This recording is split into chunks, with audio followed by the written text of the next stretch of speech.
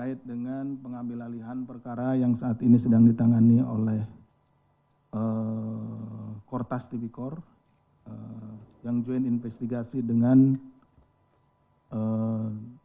Krimsus Polda Metro Jaya. Kemudian adanya label nama pejabat di KPK pada saat kemarin, kemudian tapi tidak jadi begitu ya, Mbak ya, pertanyaannya. Baik.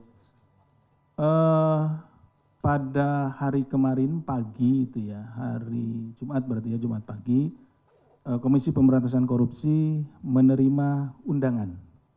Ya, ini undangan resmi dari Direktorat Kriminal Khusus atau Dirkrimsus Polda Metro Jaya, ya, yang ditujukan kepada pimpinan terkait dengan adanya kewenangan yang dimiliki oleh KPK, ya, itu terkait dengan koordinasi dan supervisi dalam penanganan perkara di APH lain.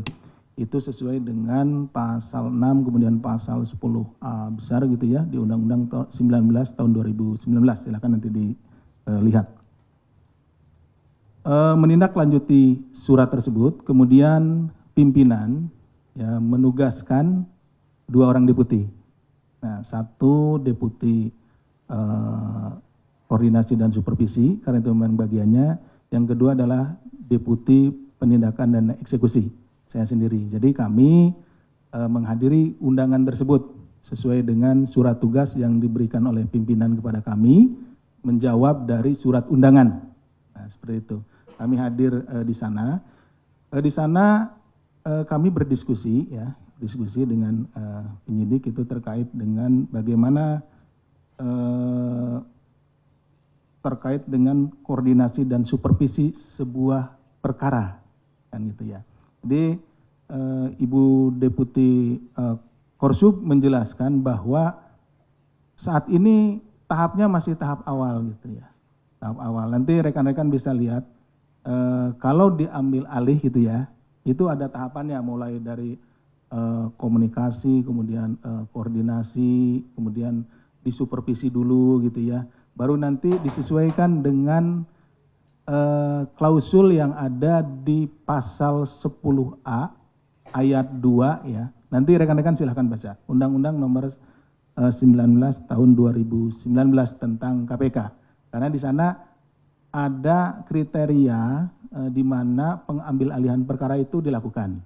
Jadi tidak bisa misalkan kita dengan asumsi sendiri, misalnya tadi ya kita berasumsi bahwa wah ini gak mungkin lah, pasti perkaranya macet gitu kan dan lain-lain pasti susah, itu kan asumsi.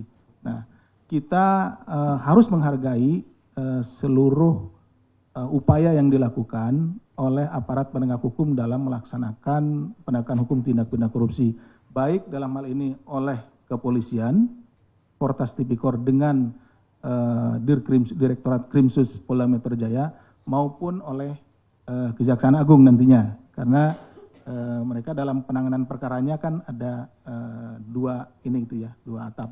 Kalau di KPK kan 1 atap di mana penyidik dan jaksanya ada di dalam 1 lembaga gitu, seperti itu. Nah, tentunya kami melihat dan memandang bahwa baik kepolisian maupun kejaksaan itu pasti akan melaksanakan tugasnya secara profesional gitu ya, profesional, sehingga pelaksanaannya akan berjalan dengan baik dan lancar. Nah, jadi kalau ini kan baru tahap awal gitu ya, tahap awal, jadi kita hanya berdiskusi seputar itu. Nah, kemudian setelah berdiskusi rupa-rupanya mungkin tidak perlu lagi penjelasan kami disampaikan melalui konvers gitu ya, seperti itu. Cukup dijelaskan kepada penyidik yang ada di sana, sehingga pada saat konvers kami tidak lagi perlu menjelaskan hal itu. Jadi cukup dijelaskan kepada penyidiknya. Demikian mungkin Mbak Anissa ya. Kenapa label nama di awal ada, kemudian tidak ada kan, seperti itu.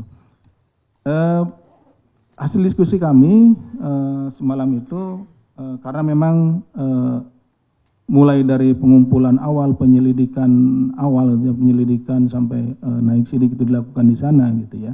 Dan kami diminta ke sana itu dalam rangka koordinasi dan supervisi gitu ya. Itu jadi tentunya sesuai dengan permintaan kami ke sana ya. Permintaan yaitu menanyakan dari teman-teman penyidik sini menanyakan tadi bagaimana sih tata cara supervisi dan lain-lainnya seperti itu. Kita hanya menjelaskan seputar itu karena kami yakin juga terkait dengan kemampuan melakukan investigasi ya penyidikan itu penegak hukum atau penyidik yang ada di Kortas maupun di Direktorat Kriminal Khusus itu juga memiliki kemampuan yang mumpuni gitu. Artinya seperti itu. Jadi tidak atau belum dibahas terkait dengan masalah itu. Jadi lebih banyak kita membahas terkait bagaimana sih proses untuk tadi koordinasi dan supervisi. Ya kita jelaskan sesuai dengan yang ada di Undang-Undang 19 tahun 2019. Itu kalau pelimpahan itu namanya tidak ada di kita ya. Yang ada itu adalah pengambil alihan setelah itu melalui proses komunikasi, kemudian dikoordinasikan, kemudian disupervisi. Nah itu ada nanti dilihat di pasal 10 A besar, itu di pasal 2-nya, itu di ayat 2-nya, di ayat 2-nya ada 6 kriteria. Salah satu contohnya apabila misalkan perkara itu mandek seperti tadi yang disampaikan Bang. Perkara itu mandek bolak-balik gitu ya, bolak-balik. Nah saat ini kan belum nih. Proses masih berjalan, kegiatan upaya paksa masih berjalan, penggeledahan masih berjalan gitu.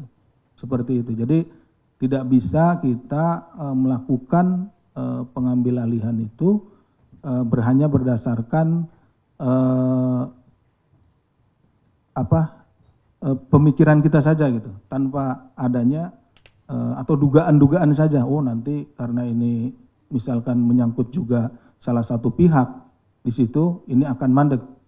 Bukan seperti itu. Enggak juga, karena seperti tadi kami sampaikan, kita percaya atau kami percaya bahwa teman-teman penyidik maupun penuntut umum dalam perkara tersebut akan bertindak secara profesional sesuai tuntutan profesinya gitu. Kita tunggu kan seperti itu kan. Ya. Oke, Mas.